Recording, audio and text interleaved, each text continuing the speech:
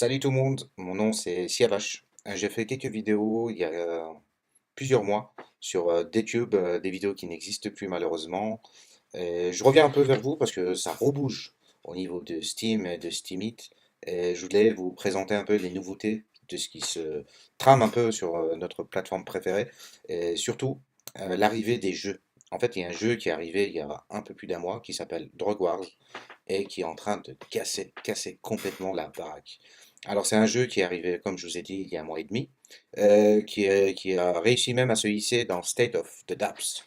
Donc c'est le site que vous voyez ici qui va un peu lister toutes les applications décentralisées qui existent sur des différentes blockchains là, qu'on a. Donc stateofthedapps.com. Après vous allez sur Ranking et là on voit que Steemit est repassé en tête avec 5300 utilisateurs quotidiens.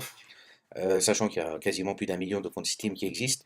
Et là, voilà, c'est notre petit chouchou, c'est Drug Wars, qui est apparu il y a un mois et demi. Il y a à peu près 4000 utilisateurs quotidiens. Il y a eu 35% de baisse par rapport à hier. Donc c'est un jeu qui, je vous le dis tout de suite, attention à vous, c'est un jeu qui est très addictif. En fait, on s'en rend pas compte, mais on peut y passer plusieurs heures et passer toute la journée au point où ceux qui sont à l'école, ils vont plus bosser, ceux qui travaillent, ils vont plus travailler. Enfin bref, il y a quand même un petit danger de ce côté-là. Mais par contre, comme tous les jeux, bah, on prend beaucoup de plaisir et c'est à peu près pour ça que c'est dangereux. Alors ce qui est intéressant, c'est que Drug Wars, ça vient de la même équipe que Foundation en fait. Et voilà, c'est quand même une équipe qui a fait deux dApps qui sont dans le top 10 carrément de toutes les apps décentralisées. Donc le premier app Ethereum qui vient d'apparaître, hein, depuis je crois hier, ouais. C'est LivePeer, bon je sais même pas ce que c'est. Sachant que dans le top 10, si je regarde bien, il y a un, 2, 3, 4, 5, 6 applications Steam basées sur la blockchain Steam. Donc ça, c'est assez remarquable. Alors pour ceux qui ne connaissent pas, bah, là ici je ne vais pas vous faire une présentation de Steam, ni de Steemit, ni des applications qui sont liées à cette blockchain. Si vous avez envie que je vous en parle plus, bah, dites-le moi en commentaire sur YouTube. Cette vidéo va être postée sur la plateforme d'Etube d'abord, parce que voilà, la plateforme d'Etube est également là, à la 15e place sur la blockchain Steam. Mais bon, le problème sur Detube, c'est que Detube est une application décentralisée, donc qui ne veut pas centraliser dans des serveurs toutes les données. Ils utilisent la technologie IPFS, et voilà, donc ce qui fait que vos vidéos ne sont visibles que pendant un mois. Voilà. Sans plus attendre, on va rentrer dans le dur et on va regarder à quoi ressemble Drug Wars. Donc voilà, donc ça se présente un peu comme ça. Moi qui suis pas trop dans les jeux vidéo depuis longtemps, ça m'a un peu déboussolé au départ parce que je suis pas du tout dans le monde du codage et de l'informatique pure. Euh, donc c'est un jeu assez statique, donc c'est pas Clash of Clans ou Candy Crush ou un jeu sur la PlayStation, c'est un peu des jeux à l'ancienne où vous allez être un dealer de drogue en fait. Donc le but c'est d'être le meilleur méchant possible. Donc euh, on va regarder vraiment ça en détail parce que il y a vraiment tellement de choses à dire, je sais pas par quoi commencer. Donc en fait, pour pouvoir jouer, vous devez absolument avoir un compte sur Steam. Donc là aussi, je vais pas y revenir, sauf si vous me le demandez en commentaire, comment faire pour créer un compte Steam, etc. Donc une fois que vous avez votre compte Steam, bah, il suffit de vous connecter avec Steam Connect. Donc tous les gens de la plateforme Steam maintenant connaissent Steam Connect. Euh, Ensuite, bah, vous allez avoir quelques missions à faire. Donc vous avez des bâtiments en fait, des buildings, vous avez des équipes, donc des agents, une team à créer.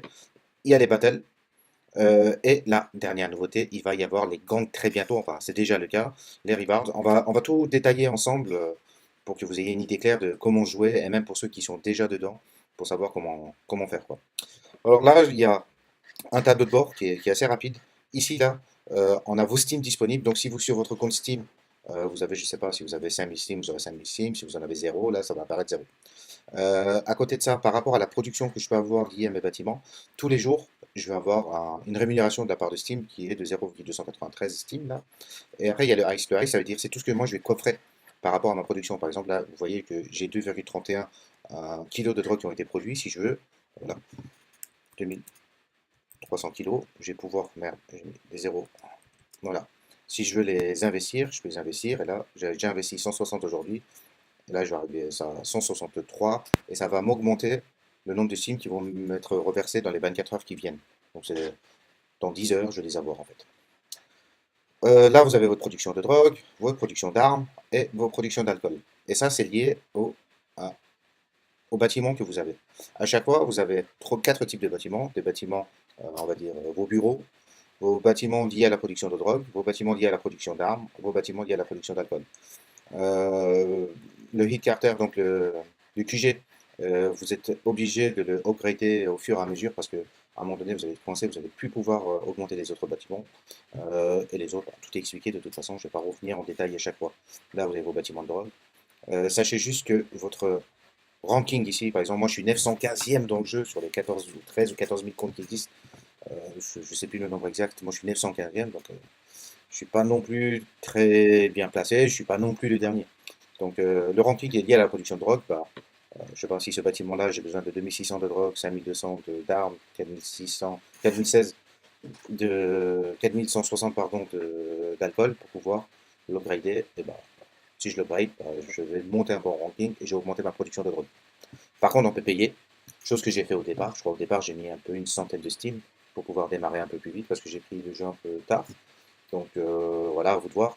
Mais je tiens quand même à vous dire une chose très importante, c'est que l'argent que vous mettez là-dedans, c'est de l'argent pour jouer. C'est pas un investissement parce qu'il y en a beaucoup qui mettent de l'argent en espérant qu'il y ait beaucoup de retour sur investissement. Alors, franchement, c'est un jeu. Si vous voulez payer pour jouer, vous payez pour jouer. Si vous voulez pas payer pour jouer, vous ne payez pas. Mais n'attendez pas un retour sur investissement. C'est une erreur. Euh, donc, je parlais un peu des bâtiments. Donc, vous augmentez vos productions à chaque fois et vous essayez d'upgrader vos bâtiments au fur et à mesure, ou vous payez. Euh, le plus intéressant maintenant, ça va être les unités. Les unités, bah, vous avez la petite frappe là, qui coûte par exemple 600 en armes. Vous avez le support bouncer, le knifer, le gunman et ainsi de suite jusqu'au mercenaire.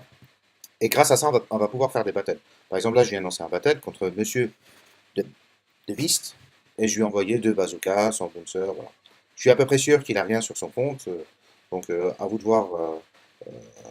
Il faut quand même jouer pour sentir quand est-ce qu'il faut attaquer quelqu'un, quand est-ce qu'on l'attaque pas, pour voir si la personne a été connectée il y a longtemps ou pas, etc. Donc, il y a des fois, on peut perdre toutes ses troupes, on peut y laisser des plumes. Donc, voilà, tout l'intérêt du jeu, c'est la stratégie que vous allez pouvoir déployer, si votre stratégie est gagnante ou pas, pour pouvoir attaquer les autres, pour avoir des ressources. Donc, il y a deux manières de faire des ressources, soit en augmentant votre capacité de production par rapport à chaque bâtiment, ou en attaquant les autres. Donc, la meilleure stratégie, de toute façon, c'est de combiner les deux. Donc, augmenter au maximum ses buildings et attaquer le maximum de personnes. Donc, on va voir un peu mes attaques de la journée, hein. Là, il y a une attaque qui va se faire dans 2 minutes. Je vais lancer tout ça dessus. Lui, je l'ai attaqué il y a quoi? À 14h20, il est 15h, donc il y a 40 minutes, bah, j'ai pu voler que ça. Celui-là avant. Voilà, ça, c'est toutes mes attaques de la journée. Donc, voilà, lui, c'est un peu mon souffre-douleur. J'avais plus trop, donc j'ai dû l'attaquer plusieurs fois.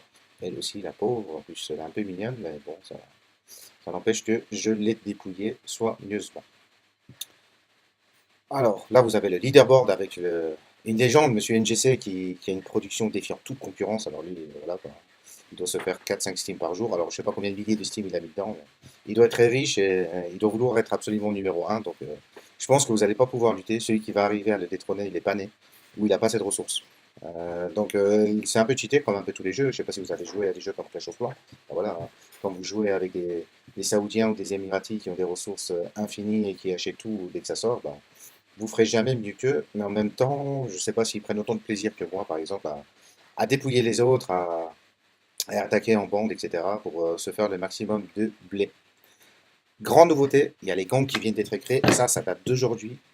Donc pour l'instant, il n'y a que 4 gangs qui ont été créés. Pour créer un gang, donc il faut avoir ça, il faut avoir 250 000 de drogue, 250 000 d'armes, 250 000 d'alcool. Et voilà, bon, moi j'en suis loin, mais on est plusieurs où on s'est organisé un peu en gang. Et vous allez bientôt entendre parler de nous, hein. Les rewards, comme je vous ai dit, c'est votre production de drogue. À un moment donné, vous pouvez l'investir, enfin, vous pouvez le coffrer en banque pour être rémunéré via le Heist. Vous avez aussi un lien référent pour inviter vos amis qui ont des comptes Steam. Et là, vous allez pouvoir gagner un peu d'argent sur ce qu'ils font tous les jours. Voilà, moi j'ai invité mon ami Yann Photo, qui fait des superbes photos d'ailleurs. Suivez-le sur Steam. C'est un artiste, il a un grand cœur et il vous partage souvent son travail qui est assez remarquable. Voilà. Je vais, pour finir, vous parler un peu de l'équipe qui est derrière la création de Drugwars, parce que c'est une équipe qui n'est pas son coup d'essai. Comme je l'avais dit, c'est eux qui ont monté Foundation, donc la première plateforme de crowdfunding et de collaboration complètement décentralisée sur la blockchain. Oh, il y a Siri qui se déclenche. On va l'éteindre. C'est l'équipe Foundation et en fait, bah, ils ont créé une espèce de holding qui s'appelle Future Shock. Depuis 2018, ils sont là et voilà, c'est leur logo. Ils se donnent comme mission de créer un monde meilleur via des applications décentralisées. Donc là, on a vu via le côté ludique, qui est un jeu. Il y a tout ce qu'ils ont créé. Alors, ils ont créé Foundation, qui est un projet magnifique. Je ferai d'ailleurs bientôt une review du site et du fonctionnement de Foundation, qui n'est pas parfait, mais qui existe et qui est un projet comme il en existe peu. Imaginez une cagnotte Litchi, imaginez une plateforme participative où tout le monde peut soit donner de l'argent, soit donner de son temps, soit donner de l'intérêt à un autre projet porté par quelqu'un à l'autre bout du monde. Ça, de manière complètement décentralisée. Et surtout, c'est un projet où les parties prenantes, donc l'équipe qui l'a construit, Future Shop, donc, ne prend zéro revenu. Donc voilà, c'est vraiment une œuvre donnée aux autres et c'est assez remarquable dans ce monde de blockchain qui est un peu ravagé par l'argent et la volonté de faire de l'argent à tout prix avec rien, quoi. Avec tous les projets scam et tout qui existent. Bah, ils ont créé aussi Drugwars, là j'en ai assez parlé. Donc State of the Dapps Ranking, ils étaient numéro 1, ils n'y sont plus. Comme on a vu là aujourd'hui, il y a 4000 utilisateurs, parce qu'en fait ils ont viré un peu tous les bots. Donc, ça fait un peu le ménage.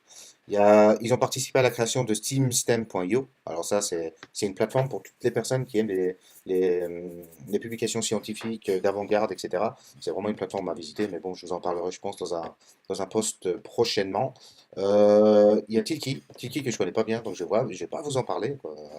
Donc, je sais que c'est quelque chose qui va arriver, qui va taper fort, mais vu que j'ai pas étudié la question, je préfère pas dire de bêtises. Et ensuite, il y a OnGame qui vous permet tout simplement de partager un peu sur toutes les autres, comme ça existe sur toutes les autres plateformes, vos streams live vidéo, et pouvoir être rémunéré en retour, par exemple via des Steam en retour, quoi. Factit, donc c'est pour vérifier les faits, etc. Je ne sais pas si en France vous connaissez Captain Fact par exemple, qui est lié au site Thinkerview. Donc voilà. Ça c'est donc la holding Future Shock qui développe tout ça. Et grande nouveauté depuis hier, Drugwars a annoncé qu'ils vont créer leur propre token qui s'appelle le token Future. Et en fait tous les rewards, donc toutes les récompenses qu'on voit ici, ne vont plus être redistribuées en Steam, mais vont être redistribuées avec le token Future. Alors pour l'instant, l'annonce vient juste de hier, donc je suis assez excité. Par contre, j'ai aussi, comme tout le monde, plein d'interrogations. On se demande sur quelle blockchain va être créé ces tokens, parce que d'après ce que j'ai compris, ce ne sera pas sur la blockchain Steam. Donc, c'est pas qu'ils se dissocient de la blockchain Steam, c'est juste qu'il n'y avait pas la possibilité d'utiliser des tokens spécifiques, vu que la création des SMT ne s'est toujours pas faite sur la plateforme. Donc, des SMT, donc, bon, je sais même plus c'était quoi les sigles. En tout cas, voilà, ils ont choisi de faire leur propre token qui s'appelle Future et qui pourra être échangé plus tard sur des exchanges, etc. On en saura plus prochainement. Donc là, j'ai pas vraiment de nouvelles là-dessus parce que c'est tout nouveau. Donc voilà quoi. Et ensuite, aujourd'hui, ils avaient fait un petit post un peu provoque avec un petit titre putaclic en disant pourquoi ils quittent Steam. Et en fait, tout ça pour dire que non, ils ne vont pas quitter Steam. Donc ils restent bien sur la blockchain Steam. Mais par contre, ils avaient besoin de leur propre token pour pouvoir se développer. Et je pense que le post il est assez clair. Je vous invite à le lire, etc. Tout sera bien expliqué dessus. Quant à moi, n'hésitez pas à commenter, à me dire ce que vous avez pensé de cette vidéo. Si vous avez besoin de plus d'explications, si vous avez besoin que je vous explique comment je fais mes recherches pour avoir des proies faciles à dépouiller, tout ça, je vais bien vous les partager à partir du moment où vous me les demandez. Voilà, j'espère vous revoir à bientôt et j'essaierai de faire une vidéo sur Foundation d'ici très peu de temps.